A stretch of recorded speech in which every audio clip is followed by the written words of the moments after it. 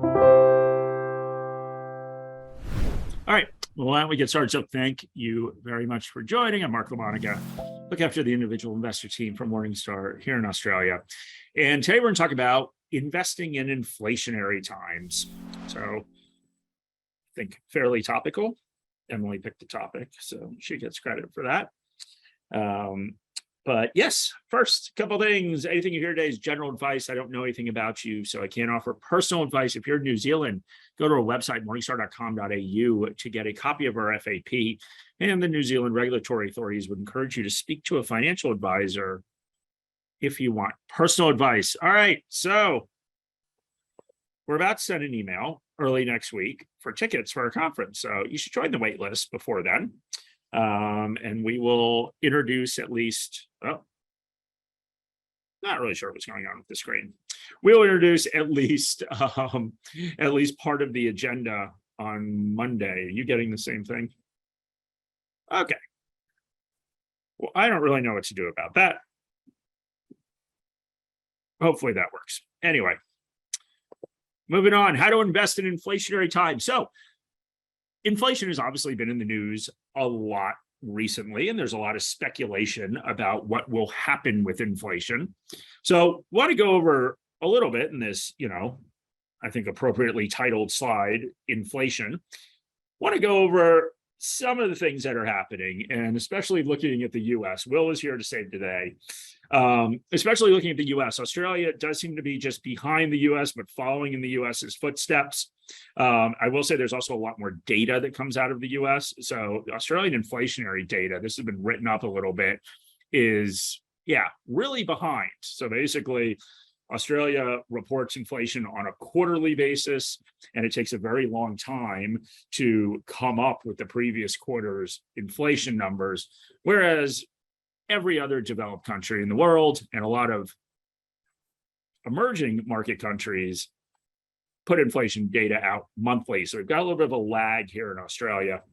But anyway, we're going to talk a little bit about inflation. So what is really important for inflation? Well, one thing that's really important is, of course, expectations for future inflation. And in two different ways, this impacts where things go. So number one, if consumers, and we'll talk a lot about consumer behavior today. So if consumers believe prices will go up, they will accelerate purchases. So a simple example is that if I know I need a new car in 6 months or a year, and I have the money for the car, and I think cars are going to get a lot more expensive, I'd buy it today, right? It only makes common sense. If you're going on a trip in 6 months and you have the option of prepaying a hotel room, it only makes sense that you had the money, it only makes sense that you would prepay for that hotel room if you thought prices were going to increase. So what this actually does is these expectations that consumers have about inflation can drive inflation. So that can drive inflation up. The other thing, of course, is workers. So if you believe prices will continue to go up and you were watching your real or inflation adjusted standard of living decrease, then you would naturally demand higher wages. And this is what we've been talking about a lot, that if people start demanding higher wages, then of course that will be additional costs that are taken on by a company who will try, and we'll talk about their ability to do that, at least try to pass those on to consumers, and you'll get higher prices.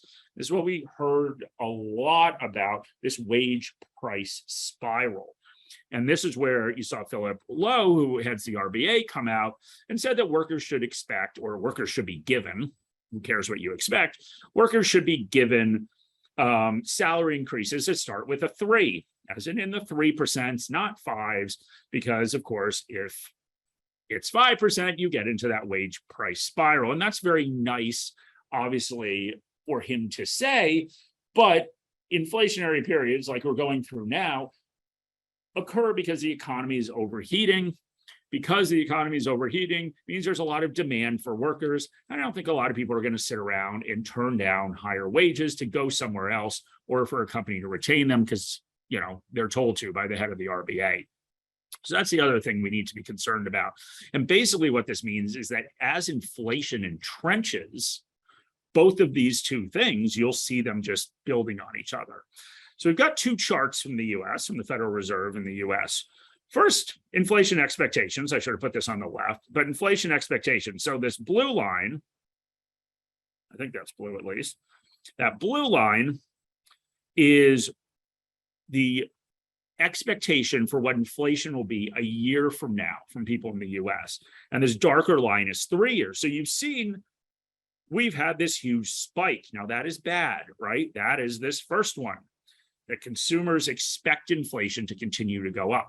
And that's why central banks spend so much time trying to talk down inflation. Like in many ways, this is like a psychological episode or psychological experiment where they're trying to talk down inflation because what people think matters.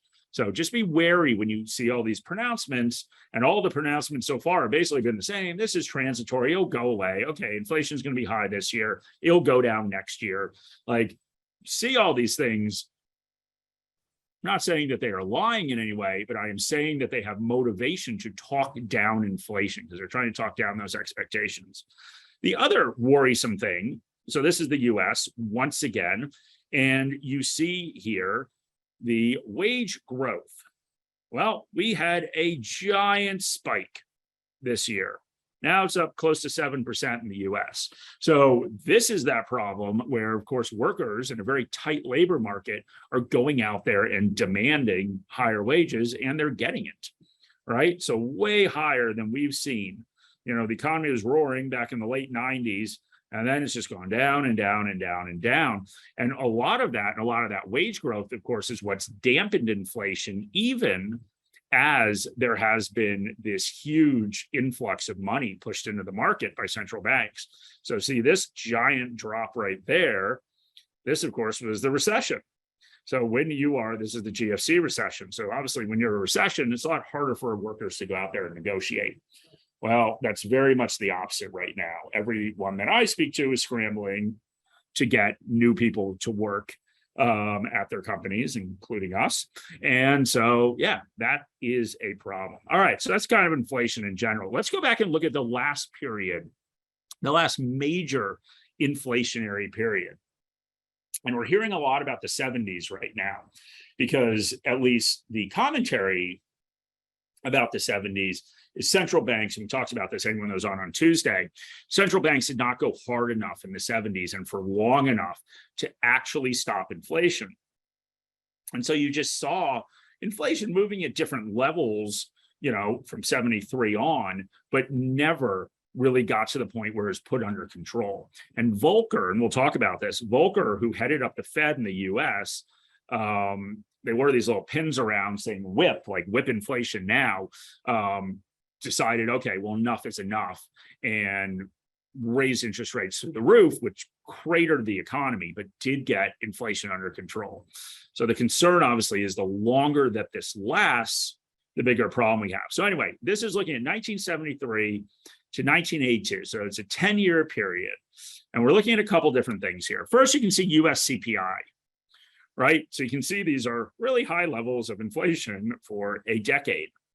And then it went down to 3-something in 1983. And then basically we're in a low inflationary environment from 83 on. But a couple of things that I did want to call attention to. So number one, real earnings. All right, so those are the earnings generated. This is the S&P 500. The earnings generated by the entire S&P 500 when we take inflation into account.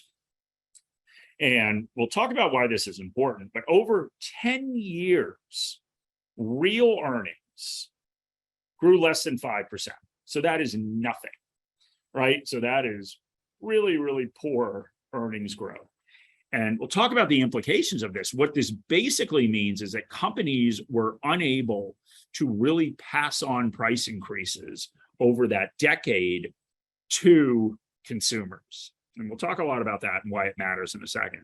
Then, of course, we can see the share market. So the 10-year return on the S&P 500 was negative, right? So that's not per annum. That is in the entirety of that 10-year period. And that 4.73%, so make sure everyone knows that, is not per annum.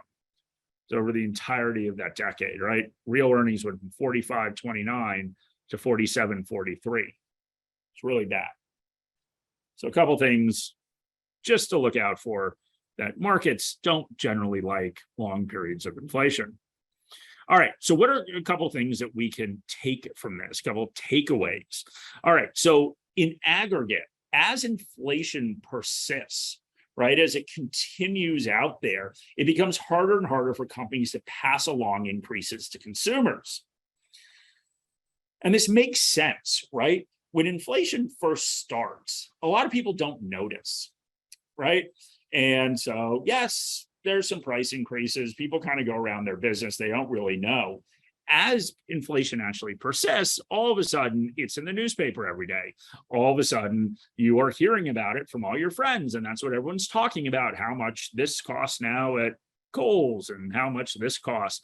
And that, of course, entrenches it in people's minds. And that's when people become a lot more cognizant of it. And when you're aware of something, then it causes changes. And we'll talk about the changes to consumer behavior. But if you go back and you look at this, initially, when there was this first surge of inflation,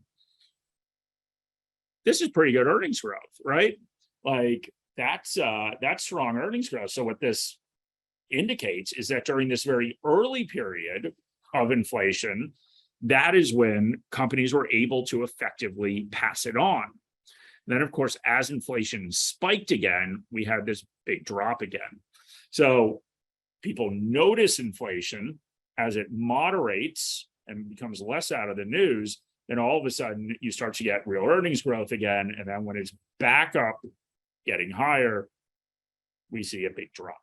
So something to think about, that the longer this goes on, the bigger the impact it will have on companies. And it's already having impacts on companies. So we've sort of seen this through earnings season with some companies, not so much on others, but particularly concerning things around US retailers. And we'll see how things go in Australia.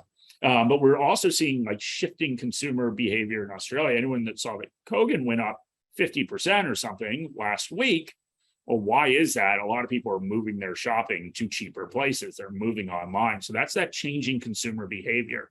And there will certainly be winners and there will be losers from that. We just have to make sure that we are aware of that as investors and try to position ourselves appropriately. The other thing that we need to be very aware of is we care about real returns as investors. So a couple things happen with inflation. In inflationary environments, nominal returns are lower, right? So we're getting lower share market returns, but also just think about real returns, right? And we don't think about that as much, that we can sit there and say that what the Aussie market's down around 8% this year. Okay, so not great, not horrible, not as bad as some markets are doing, like the US.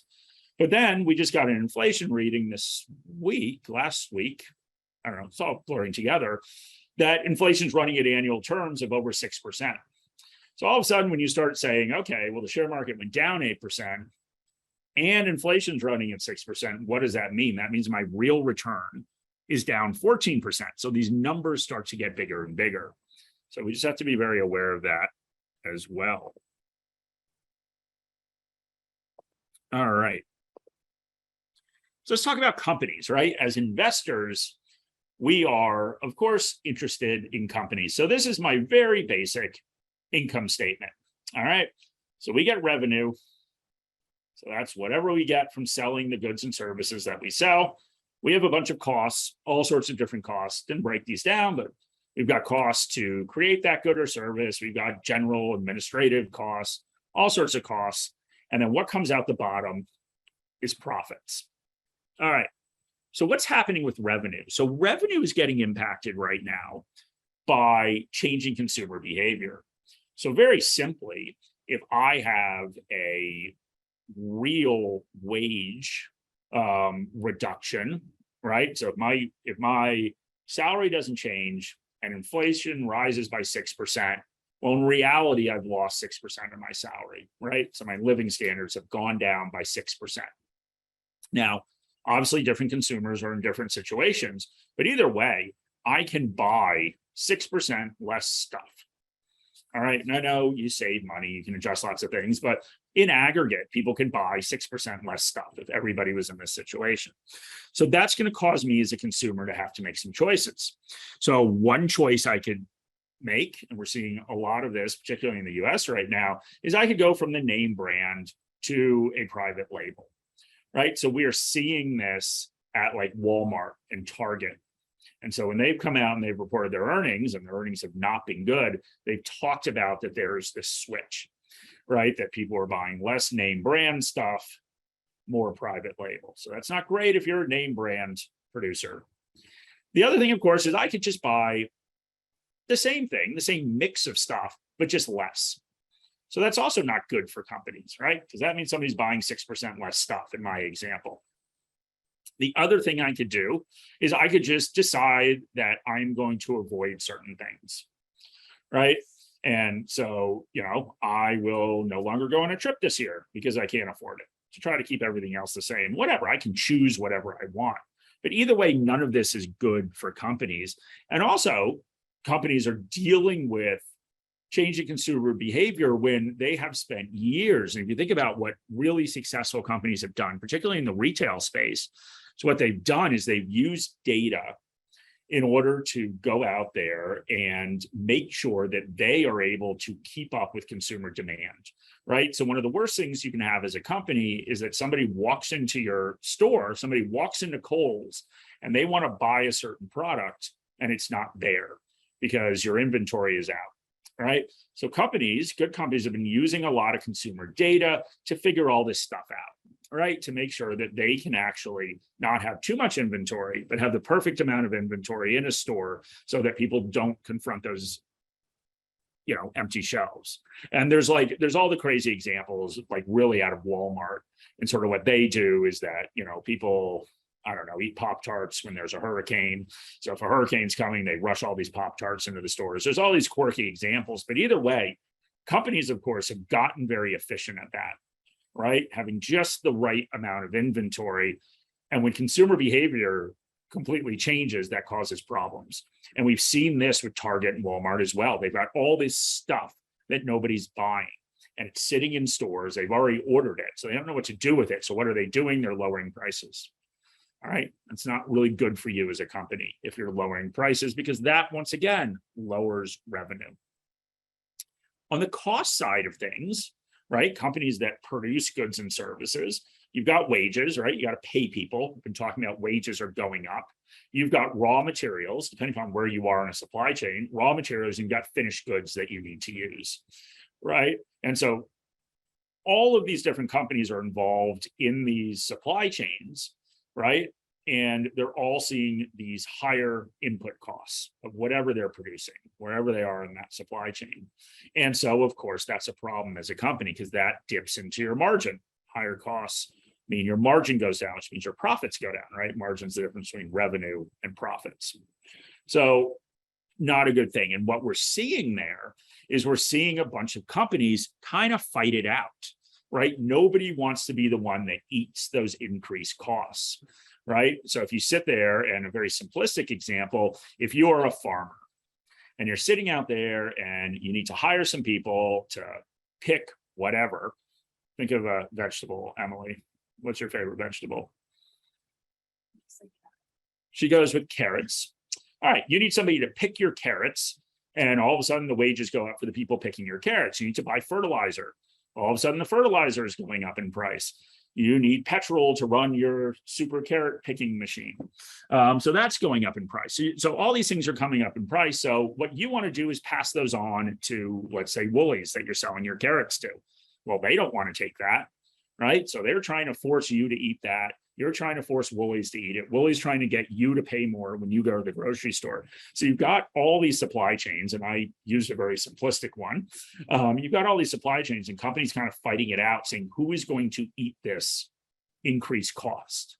Is it going to be the consumer? And you're fighting it out, right? You're fighting it out as a consumer, saying, all right, well, the carrots at Woolies are more expensive than Kohl's. I'm going to go shop at Kohl's, right? So you've got all this stuff happening that is not what companies want to be doing, right? And then obviously we get down to profits. And as we sort of alluded to here, to maintain the same level of profitability, you need to maintain those sales in these changing consumer environments. And you need to make sure that the increased costs are passed on. You need to sell the same amount of stuff, and you need to sell it for more. And that's very difficult to do. So these are the things that companies are facing and why inflation is such a difficult, environment to operate a company in. So that's what they need to worry about. All right. So we're going to talk about moats. And this will make sense in a second, I promise. All right. So a moat is a sustainable competitive advantage. So what that is saying in a normal time or an inflationary time is there's all these different competition out there, right? Capitalism is competition. And so in normal times, you've got companies competing each other. You've got Kohl's and Woolies competing against each other, right? Now we're adding another dynamic and we're adding inflation to that. So that ups the competition, right? Because you're dealing with all this stuff we were just talking about. Companies that have moats, sustainable competitive advantage, they're able to keep that competition at bay, right? And that allows you to continue to earn profits, continue to maintain that margin, right?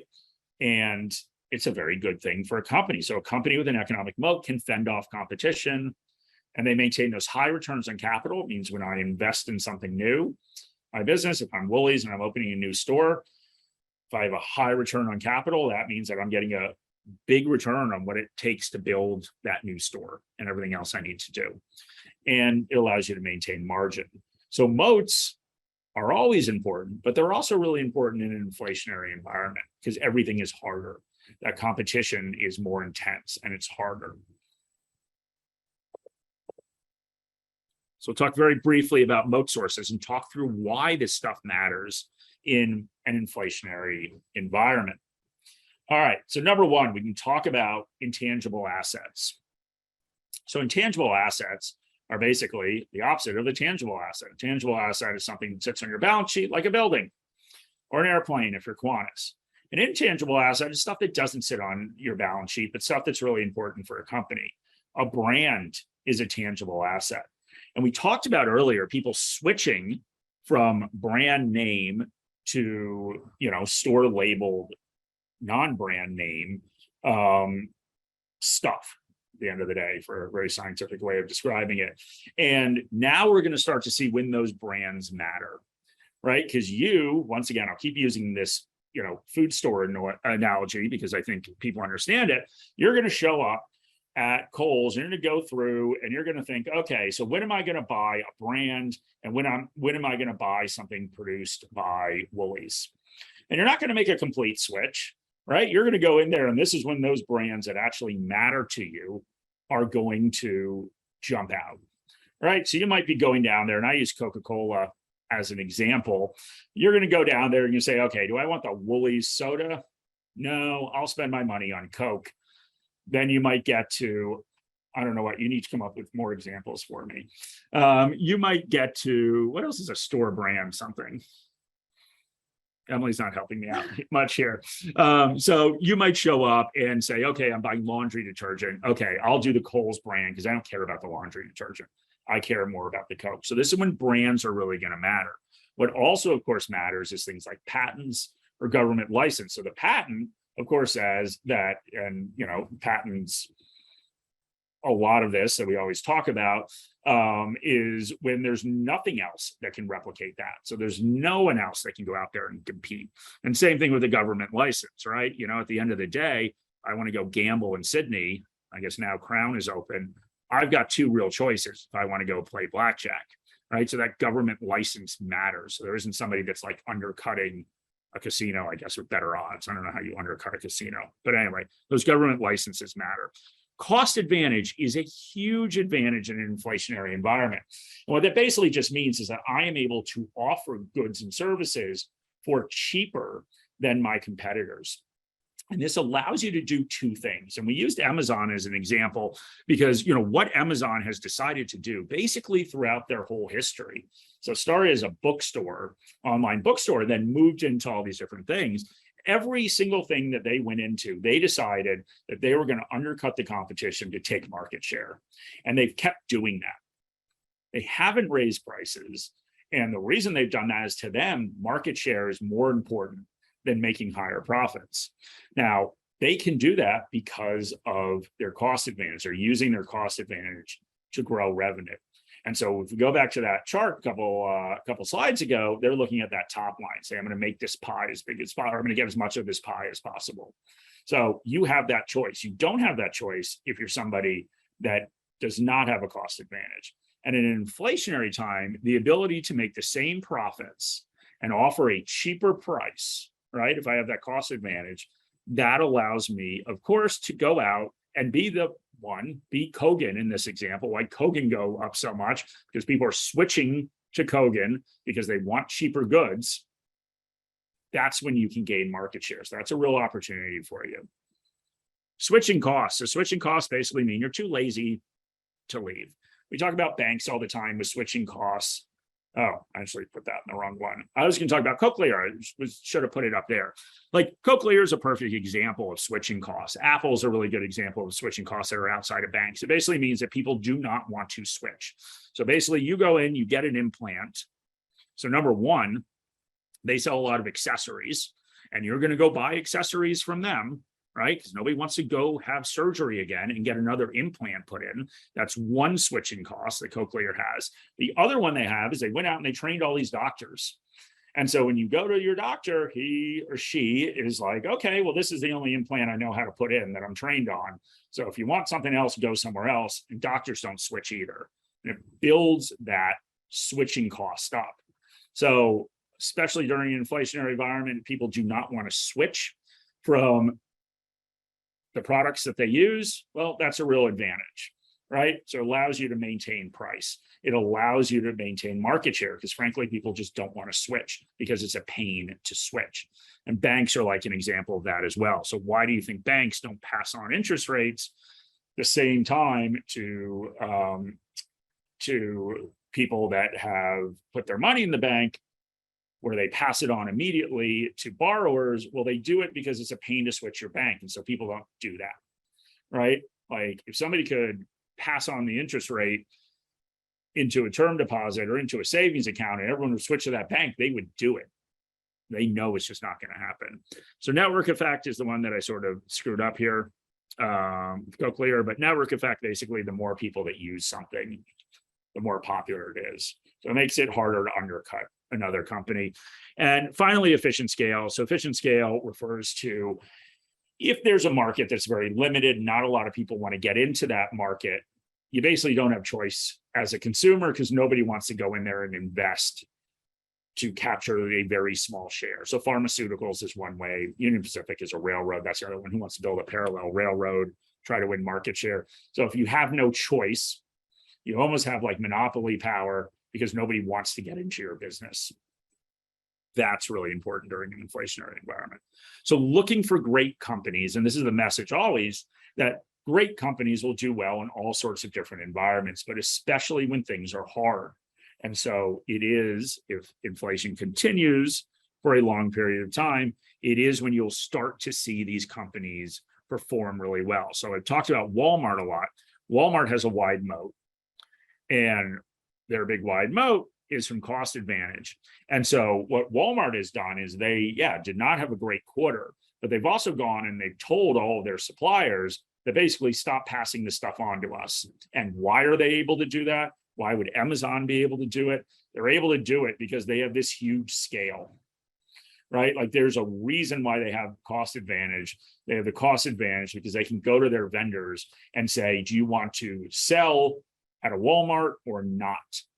And they're generally going to say yes, which means they are ones that can sit there and make the vendors eat all of these cost increases. Where if you just run like Mark's Corner Store, I couldn't go to Procter & Gamble and say, I'm not paying higher prices. They would say, well, forget it. We just won't sell to you, right? So that is when some of these companies will show over time the advantages of having a moat.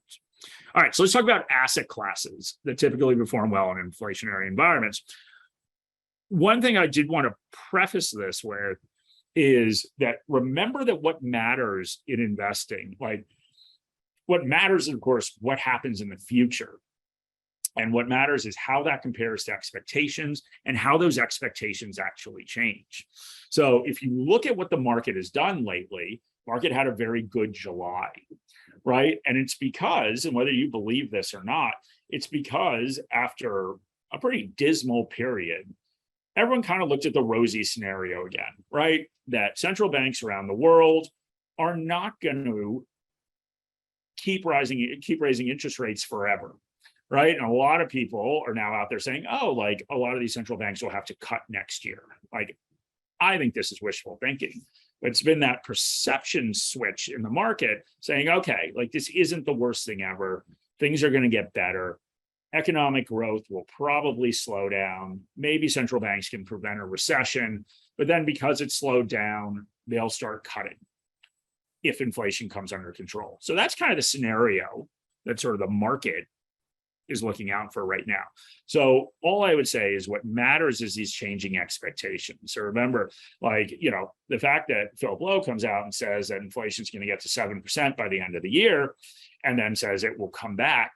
Well, okay, if that's the market expectation and that happens, even though going up to 7% is not good, just remember, that's what people expect. So it's not a bad thing. All right. So first, we'll look at a very high level.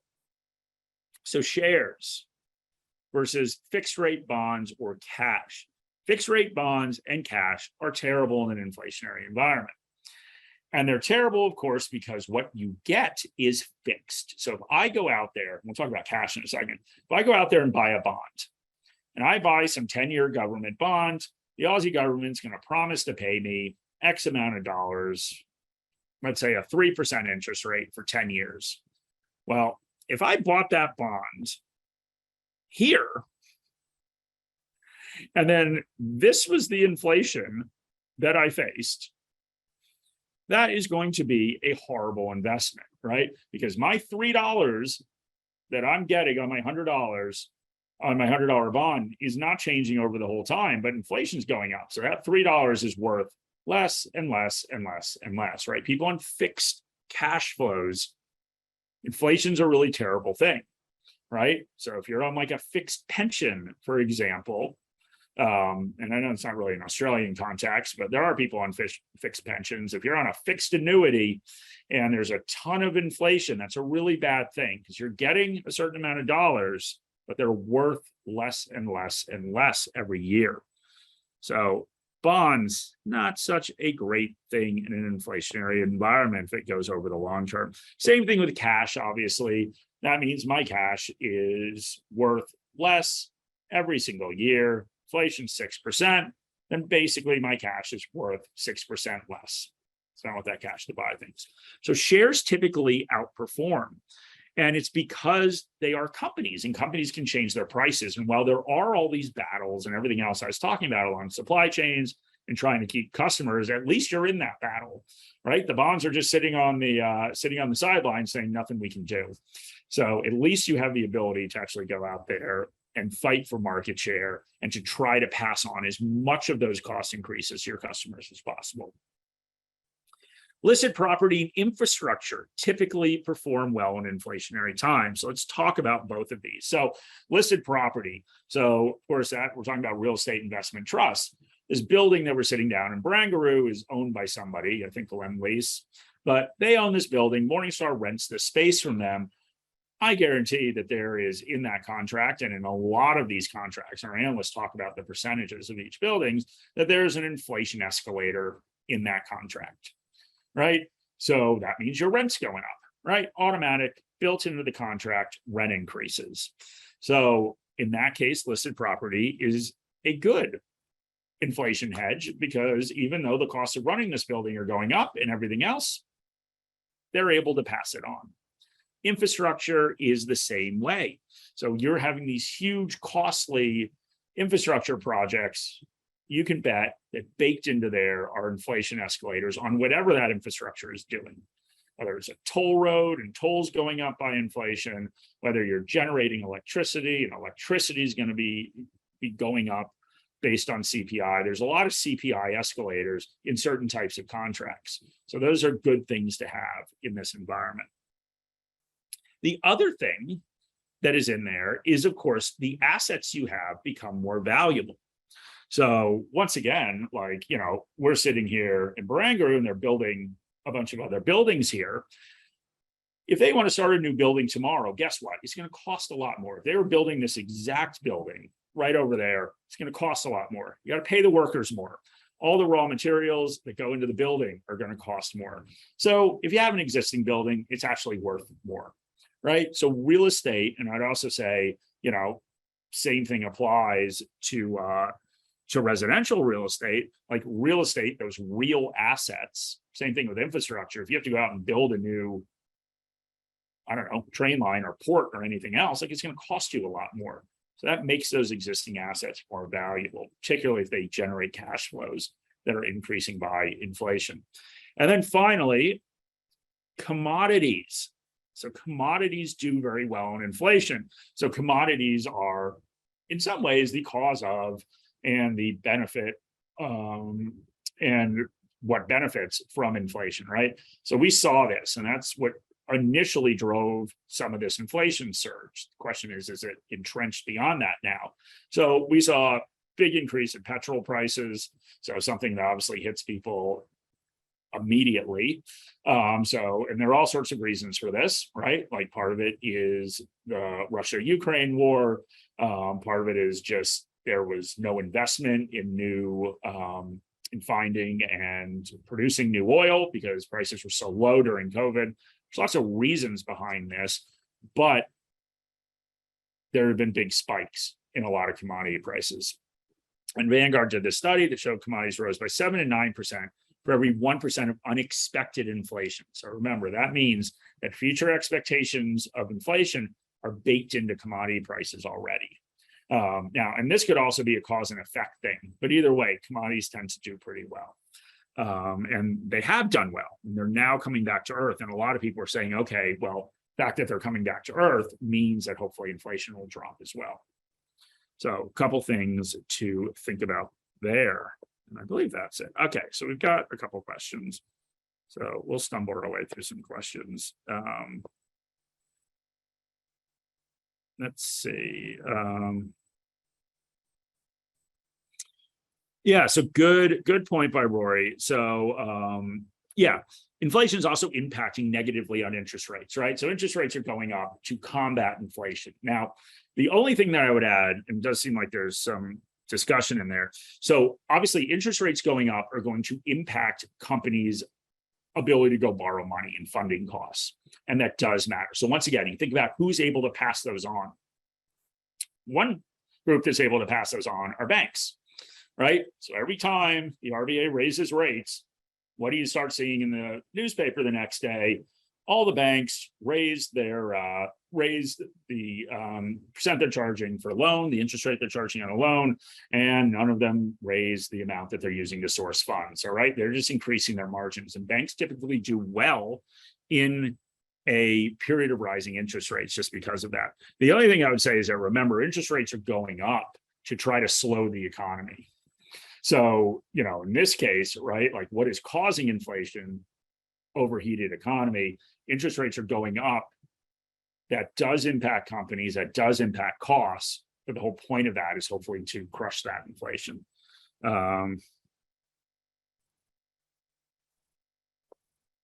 Yeah, okay, so Scott said the same thing. Yeah, if you're out there and a big, like, companies can borrow money, right? A lot of companies borrow money to fund new projects and things like that. And frankly, central banks want those new projects to stop, right? They want to slow down the economy by impacting demand. But yeah, if you're a lender, as we said, that goes up. Yeah, so Lindsay's saying conservative investors who rely on term deposits will most likely increase their spending. Yeah, when it starts flowing through. But remember those term deposits, like, if we're running right now, right, at a little north of 6% on an annual rate inflation in Australia, you're not getting 6%, right, on your term deposit. So you do need to make sure to be aware that you are still losing money from a real basis.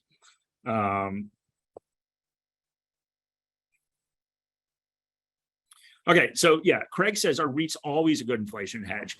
You need to look at the particular REITs, right? So depending upon the lease, so you're looking at a industrial REIT, and I don't know exactly the circumstances behind that, but go in and, like, I think our analysts do a really good job talking about this, what percentage of those leases are on an inflation adjusted lease, right? So you need to go look at that. And the other thing, of course, to remember with all this stuff, and I know it's all very complicated, and a lot of this, I guess I will say, a lot of this is, basically a talk that we should have been having a year ago, right? As inflation started. And we did do this a year ago, so I will say that. But, the question right now is, will inflation persist and continue further than people think it's going to go? Will central banks sort of lose their nerve or lose the fight against inflation? And will we have a decade of high inflation, or are we going to get a bunch of really steep interest rate rises this year and crush inflation? I think that's the question. Sort of my personal opinion is, not that you should listen to my personal opinion, is that, I feel like in central bank world, like Paul Volcker is this like sort of god, right? Because he sat there and crushed the economy, which of course got all the politicians upset and everything else. If you think about that time, Reagan was elected in the US, and then there was these huge losses for Republicans in those midterm elections. And a lot of that's because the economy got crushed. So politicians don't like this, right? Politicians don't like interest rates going up. They don't like inflation either, but they don't want interest rates going up if it throws the economy into a recession. And you see this politically now as well. Yeah, I kind of think because everyone praised him so much for acting independently and acting with resolve, I kind of think interest rates are just going to go up until inflation's done, and we won't see that thing. But that's a very personal opinion. All right, so we've got a question on gold. Gold's always an interesting one. So listen, I will say that I probably don't have a lot of good things to say about gold. There is this perception, I think, that gold is able to maintain its value in inflationary environments. I don't know. It hasn't really played out this time. I think if you go back, and there's this, and I'm going to get this wrong, but if you go back, there is this study that was done, I think, and I think these things are interesting, but like went back and looked at like, okay, what were Roman soldiers paid in gold? Like, what were their wages in gold? And then it translated, like, soldiers nowadays, what are they paid in gold? And said, okay, well, gold actually kind of kept its value over, over this long period of time from the Roman Empire till now.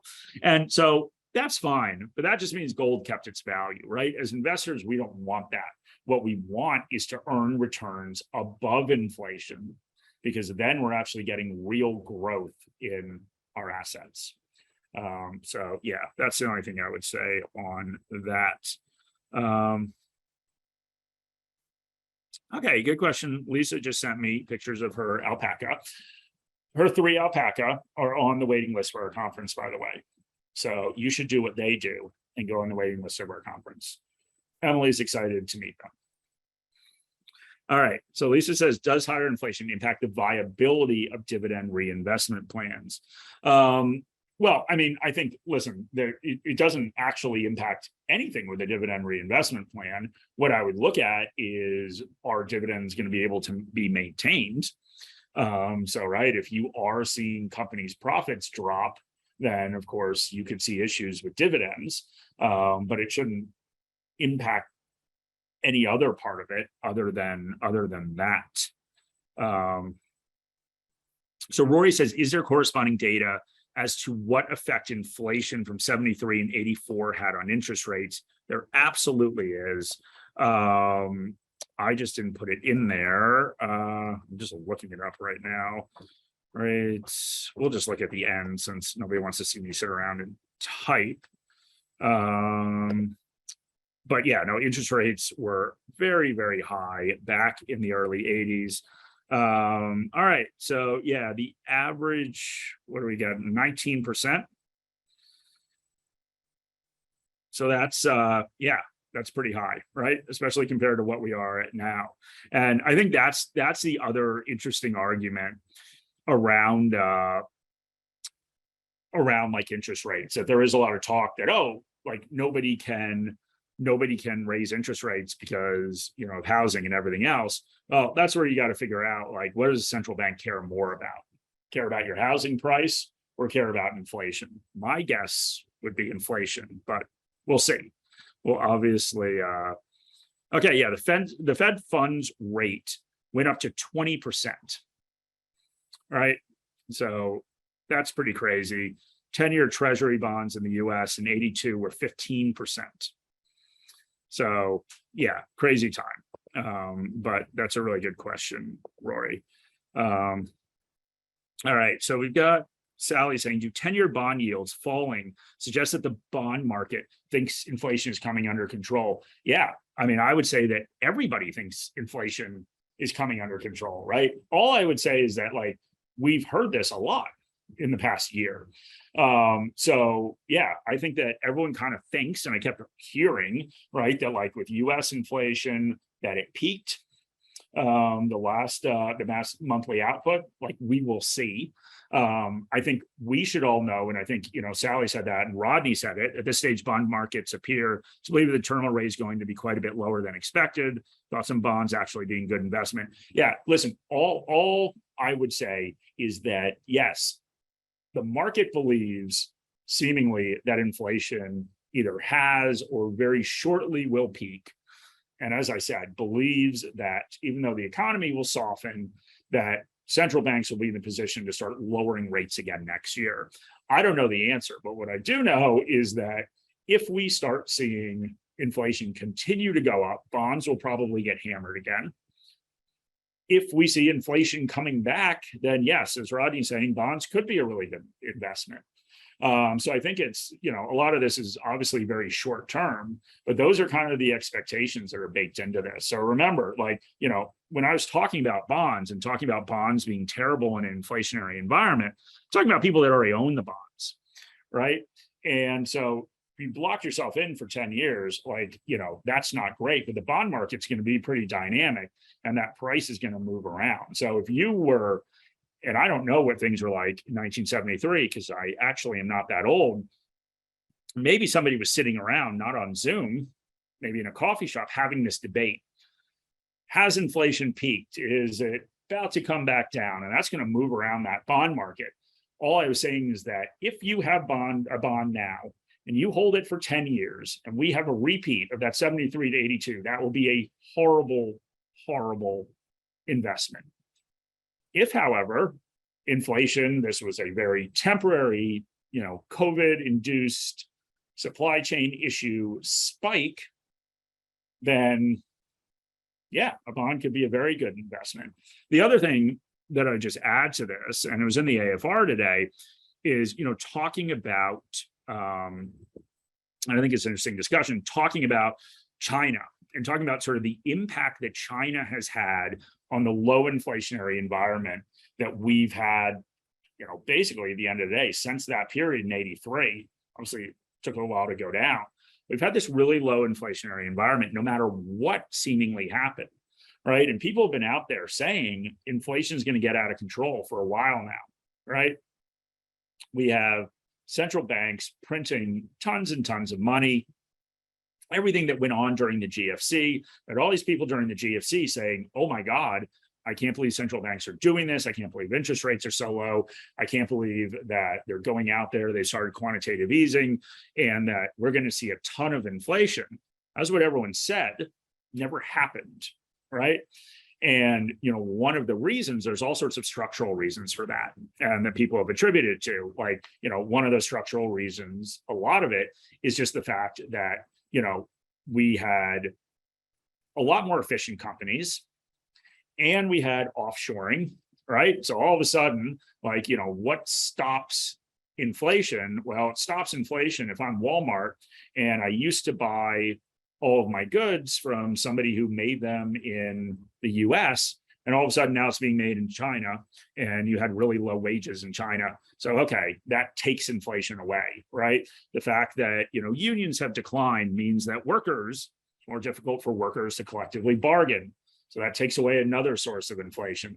So you had all this stuff, and the AFR was talking about today, are those sort of structural changes we've had in the economy, like, will they continue? And sort of specifically pointing to Pelosi's visit to Taiwan. And, if we get back into this sort of trade war that kind of Trump started, and if it like gets a lot worse and you see this break between sort of China and the rest of the world, is that going to unleash more inflation? Same kind of thing with Russia to a lesser degree. Russia's more about commodities, since they can't really make anything that anyone would want to buy. It's my little Russian jab. Like, same thing, right? That, like, we were this big quote unquote happy world where everyone was trading with each other. Well, now we're not trading with Russia. Is China, same thing going to happen? All this stuff, all the benefits that we had from globalization in terms of keeping inflation low, are they all going away? And what impact would that have? So I think it's an interesting point as well. So Jess says, hey, Mark, have you been recording and posting these webinars? We've been recording them. We are behind in posting them. So Will is out a little bit.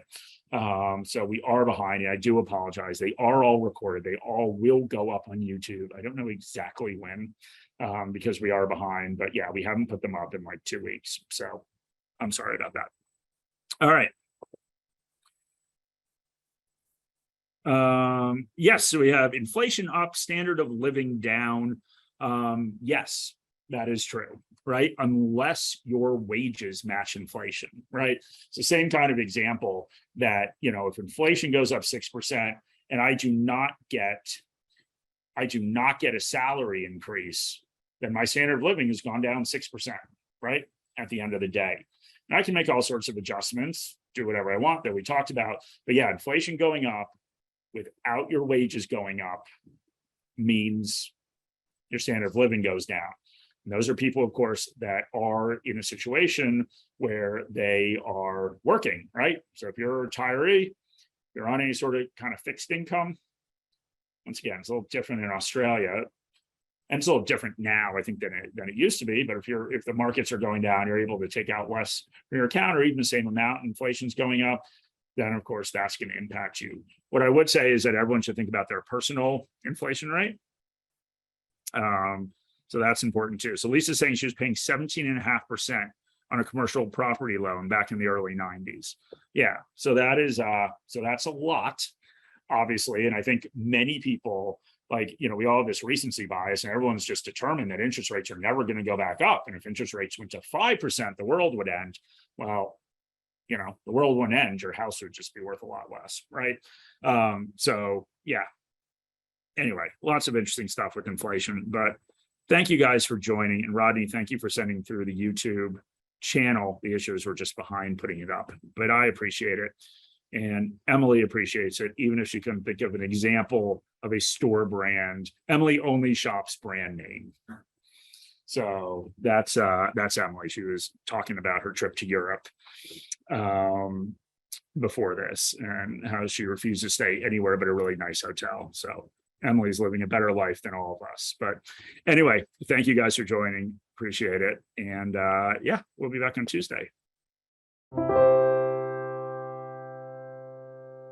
Any advice in this video is general advice or regulated financial advice under New Zealand law prepared by Morningstar Australasia Proprietary Limited and or Morningstar Research Limited, without reference to your financial objectives, situation or needs.